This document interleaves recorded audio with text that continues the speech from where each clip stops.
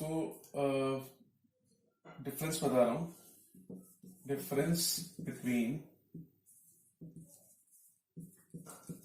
Final goods and intermediate goods. शायद आपने 11th class में पढ़ा हुआ है ये। फाइनल गुड्स क्या होते हैं? Final goods are those goods which are ready for consumption or investment। ये फाइनल गुड्स वो गुड्स हैं जो कंजम्पशन के लिए या इन्वेस्टमेंट के लिए रेडी हैं, उन्हें कहते हैं फाइनल गुड्स। जैसे मिल्क है, जैसे कंप्यूटर है, जैसे फर्नीचर है, एसी है, कार है, ये सब जो है ये फाइनल गुड्स के एग्जांपल है which are ready to consume और इन्वेस्टमेंट पर्पस। ठीक है, इन्वेस्टमेंट कंजम्पशन तो समझ में आ गया, चलो कंज्यूम कर रहे हैं। इन्वेस्टमेंट पर्पस का मतलब क्या हुआ? जैसे कार है, कार का मैं एग्जांपल लेता हूं। अगर मैंने कार घर के लिए खरीदी तो ऑब्वियसली वो रेडी टू कंज्यूम है, कंजम्पशन के लिए तैयार है, तो मैं इसे यूज करूंगा फैमिली पर्पस के लिए। अगर मैंने यही कार एज ए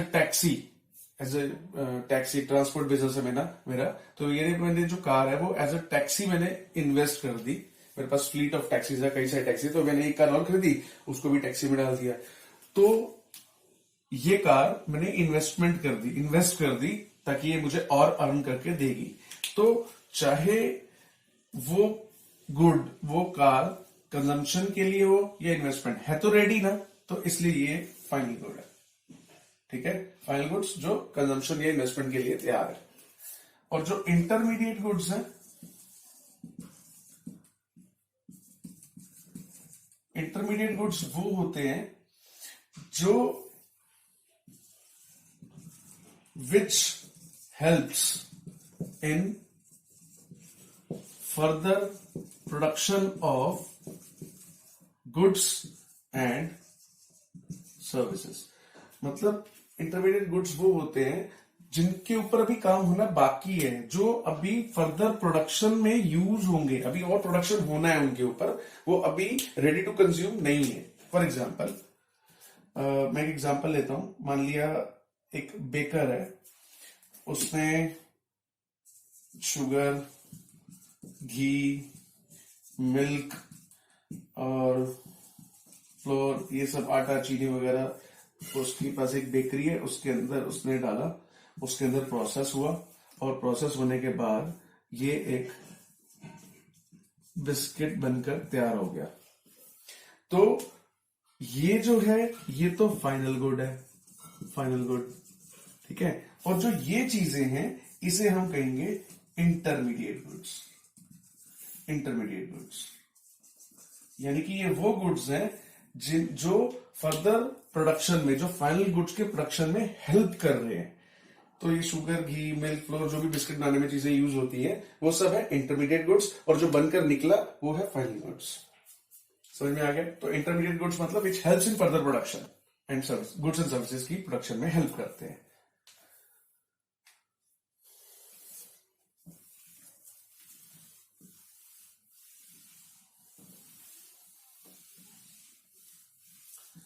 अब आप मुझे एक चीज बताओ, क्या मिल्क फाइनल गुड्स है या इंटरमीडिएट गुड्स है? सोच कर बताना। मिल्क फाइनल गुड्स है या इंटरमीडिएट? मिल्क, अब मैं बताता हूं आपको, चलो, कि जो मिल्क है फाइनल गुड्स भी हो सकता है, इंटरमीडिएट गुड्स भी हो सकता है। तो फिर अब ये कैसे पता चलेगा? अच्छा, मैं बताता हूं पहले फाइनल गुड्स क्यों है। अगर ये मिल्क मैं घर पर ले आया, घर में हमने इसको कंजम्पशन में यूज किया, मिल्क पीने में या दही जमाने में या चाय बनाने में, वॉट हमने जो यूज किया, तो ये फाइनल गुड्स माना जाएगा क्योंकि कंजम्पशन हो रहा है। अगर यही मिल्क एक हलवाई लेके जाता है, उससे मिठाई बनाता है, या फिर एक बेकर लेके जाता है, उससे कोई चीज बनाता है, तो उसी यही मिल्क उसके लिए इंटरमीडिएट गुड्स है। तो इसका मतलब इससे ये प्रूव होता है कि कोई भी प्रोडक्ट अपने आप में फाइनल और इंटरमीडिएट गुड्स नहीं होता, उसका जो यूजर है, उसका जो यूजर है वो डिसाइड करता है, उसके ऊपर डिपेंड करता है कि वो प्रोडक्ट क्या है। समझ में आ गया? मैंने कहा ना, अगर मिल्क एक घर में यूज हो रहा है तो वो फाइनल गुड्स हो जाता है, अगर वही मिल्क एक मतलब एक बेकर लेकर जाता है बेकरी पर्पस के लिए, तो वही मिल्क इंटरमीडिएट गुड्स हो जाता है।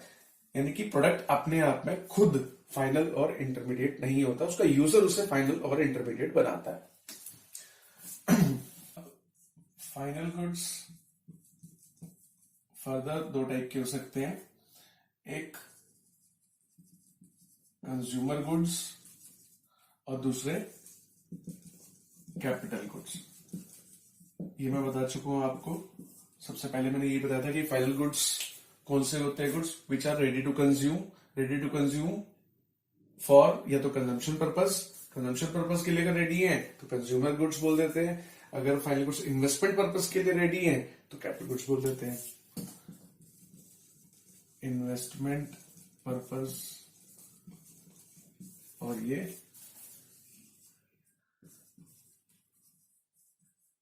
Consumption purpose. तो ये हम पढ़ चुके हैं कि फाइनल गुड्स वो गुड्स होते हैं जो या तो कंजम्पशन के लिए या फिर इन्वेस्टमेंट के लिए रेडी हो। अब कंज्यूमर गुड्स की आगे, फाइनल गुड्स जो कि कंजम्पशन के लिए रेडी है, उनकी आगे देखो फिर से कैटेगरीज हैं। एक होते हैं सिंगल यूज, एक होते हैं ड्यूरेबल, एक होते हैं सेमी ड्यूरेबल। तो कंज्यूमर गुड्स फर्दर तीन टाइप के हो गए, single use consumer goods, durable consumer goods, semi durable consumer goods. पहले ड्यूरेबल गुड्स की बात करते हैं। कंज्यूमर गुड्स यानी कि ड्यूरेबल कंज्यूमर गुड्स कौन से हुए? वो कंज्यूमर गुड्स जिनकी life generally more than 1 year होती है, उन्हें हम ड्यूरेबल कंज्यूमर गुड्स बोलते हैं। For example furniture, TV, computer, ये सब कंज्यूमर गुड्स है। कौन से consumer goods? Durable consumer goods, इनकी life generally more than 1 year होती है। सेमी ड्यूरेबल गुड्स कौन से होते हैं? ये भी कंज्यूमर गुड्स है। तो सेमी ड्यूरेबल कंज्यूमर गुड्स कौन से हुए? ये वो गुड्स होते हैं जिनकी लाइफ जनरली, जो कि लेस देन 1 ईयर, जिनकी लाइफ लेस देन 1 ईयर होती है, जनरली जो 1 साल के अंदर अंदर कंज्यूम हो जाते हैं। For example clothes, shoes etcetera. तो ये हो गए सेमी ड्यूरेबल कंज्यूमर गुड्स। अब एक कंज्यूमर गुड्स होते हैं जो सिंगल यूज होते हैं, जो कि ड्यूरेबल नहीं है, सिंगल यूज है, एक ही बार यूज होंगे। जैसे कोई भी खाने पीने की चीजें, मिल्क, ठीक है, और कोई भी फ्रूट्स, तो ये एक्सेट्रा, ये सब जो है सिंगल यूज कंज्यूमर गुड्स है। तो कंज्यूमर गुड्स की 3 कैटेगरीज हो गई। और कैपिटल गुड्स तो आप जानते ही हो, जो फर्दर प्रोडक्शन में हेल्प करते हैं, इन्वेस्टमेंट पर्पस में, वो कैपिटल गुड्स होते हैं। अच्छा, मुझे इसमें एक बात बताओ आप,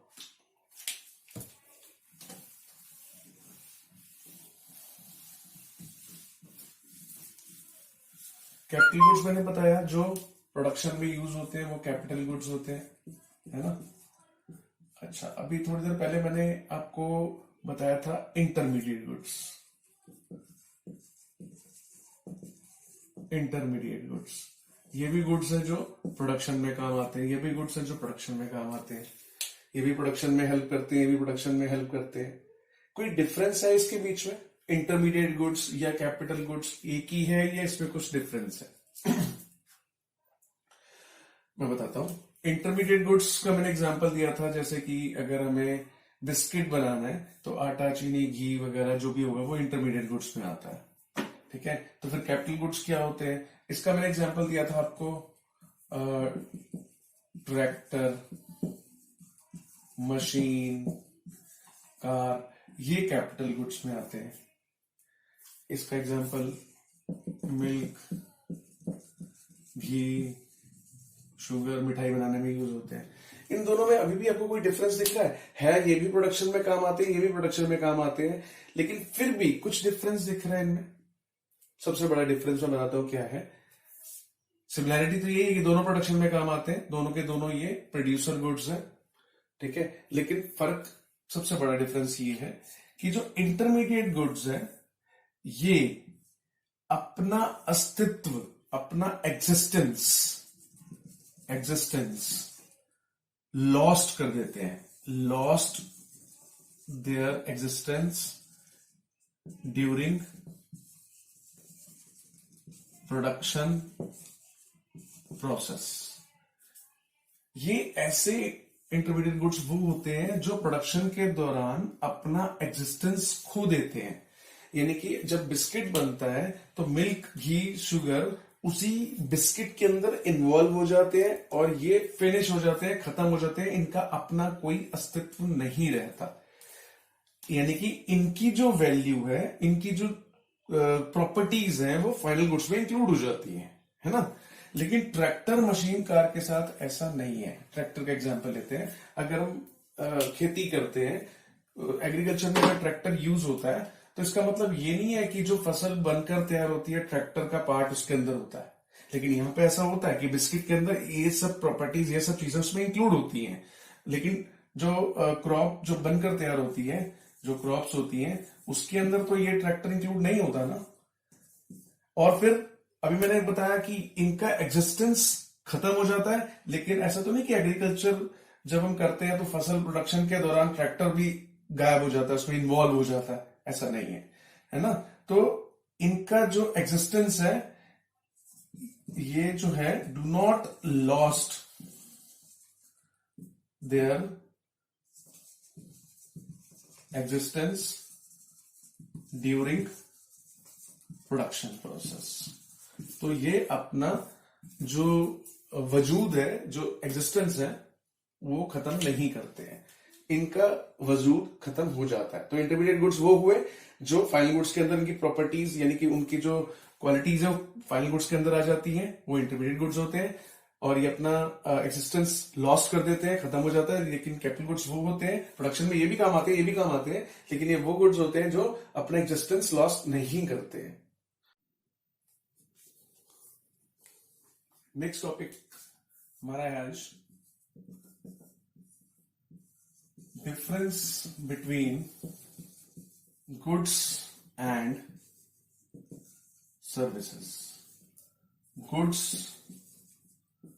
और सर्विसेज में क्या डिफरेंस है? शायद पढ़ा है ये भी आपने 11th में। पहली बात, सबसे पहले गुड्स टेंजिबल होते हैं, इसे आप देख सकते हो, छू सकते हो, यानी कि ये हमें ये मेटेरियलिस्टिक होते हैं, दिखाई देते हैं। लेकिन जो सर्विसेज है वो इनटेंजिबल होती है, दिखती नहीं है। जैसे अभी मैं आपको पढ़ा रहा हूं तो प्रोडक्शन तो हो रहा है ना, यहाँ पर प्रोडक्शन इनका भी होता है, प्रोडक्शन गुड्स का भी और प्रोडक्शन सर्विसेज का भी होता है, दोनों का प्रोडक्शन होता है। अभी अगर एक पेन बन रहा है तो वहां पर वो गुड्स का प्रोडक्शन हो रहा है, लेकिन अभी मैं जो आपको पढ़ा रहा हूं तो ये सर्विसेज का प्रोडक्शन है। प्रोडक्शन है लेकिन गुड्स का प्रोडक्शन टेंजिबल है, देख सकते हो, लेकिन ये सर्विसेज जो है इनटेंजिबल प्रोडक्शन होता है इसका। दूसरा, गुड्स जो है और सर्विसेज में जो और डिफरेंस है, गुड्स जो है वो प्रोड्यूस किए जाते हैं, इनका प्रोडक्शन होता है, प्रोड्यूस किए जाते हैं। और जो सर्विसेज है वो रेंडर की जाती है। Services are rendered by service provider, ठीक है। गुड्स कहते हैं हम, गुड्स भाई इतने गुड्स प्रोड्यूस हुए, सर्विसेज कहते हैं कि हमने इतनी सर्विसेज को रेंडर कर दिए, रेंडर, ठीक है। थर्ड, गुड्स और सर्विसेज में और डिफरेंस है कि जो गुड्स हैं इसके production time gap between production and consumption, यहां पर no time gap between production and consumption. Goods के प्रोडक्शन में और कंजम्पशन में टाइम गैप होता है, लेकिन सर्विसेज के प्रोडक्शन में और कंजम्पशन में कोई टाइम गैप नहीं होता। फॉर एग्जांपल, ये जब पेन बना था, जब ये प्रोड्यूस हुआ था, पता नहीं कब प्रोड्यूस हुआ था और मैं आज इसे कंज्यूम कर रहा हूं। प्रोडक्शन और कंजम्पशन में टाइम गैप हो सकता है। या आपके घर में जो ब्रेड आती है वो जब प्रोडक्शन हुआ था शायद उसके कुछ घंटे बाद आपके घर पहुंचती हो या अगले दिन आपके घर पहुंचती हो कंज्यूम करने के लिए, तो प्रोडक्शन और कंजम्पशन में टाइम गैप है। लेकिन सर्विसेज के प्रोडक्शन कंजम्पशन में टाइम गैप नहीं होता है। जैसे कि कोई भी देख लो, सर्विस प्रोवाइडर कौन कौन से हो सकते हैं, मैं इसका एग्जांपल देता हूं। जैसे एडवोकेट है, वो एक सर्विस का रेंडर करता है। जैसे टीचर है, वो सर्विस रेंडर करता है। जैसे डॉक्टर है, ये सर्विस रेंडर करने वाले हैं। तो देखो, इनकी सर्विसेज के प्रोडक्शन में और कंजम्पशन में कोई टाइम गैप नहीं है। यानी कि एक एडवोकेट ने आपके लिए जज के सामने जो भी लॉजिक्स दिए, तो हाथ के हाथ उसने अपने सर्विसेज प्रोड्यूस की, हाथ के हाथ कंज्यूम हो गई, आपको उसका फायदा हो गया हाथ के हाथ। ये तो नहीं कि जब उसने बोला कब होगा और कंज्यूम कब होगा। यानी कि एक और एग्जांपल, टीचर है, टीचर पढ़ा रहा है, प्रोडक्शन हो रहा है सर्विसेज का, हाथ के हाथ ही स्टूडेंट समझ रहे हैं, हाथ के हाथ ही कंजम्पशन हो रहा है सर्विसेज का। तो प्रोडक्शन भी तभी हो रहा है, कंजम्पशन भी तभी हो रहा है। डॉक्टर है, डॉक्टर एक ऑपरेशन कर रहा है या इलाज कर रहा है एक मरीज का, वो उसी समय जब वो इलाज कर रहा है तो तभी वो प्रोडक्शन कर रहा है अपनी सर्विसेज का, और तभी के तभी मरीज को उससे फायदा हो रहा है, वो गेन कर रहा है, हाथ के हाथ कंजम्पशन हो रहा है। तो गुड्स के प्रोडक्शन और कंजम्पशन में टाइम गैप हो सकता है, लेकिन सर्विसेज के प्रोडक्शन और कंजम्पशन में कोई टाइम गैप नहीं होता। एक और डिफरेंस भी है इसके अंदर,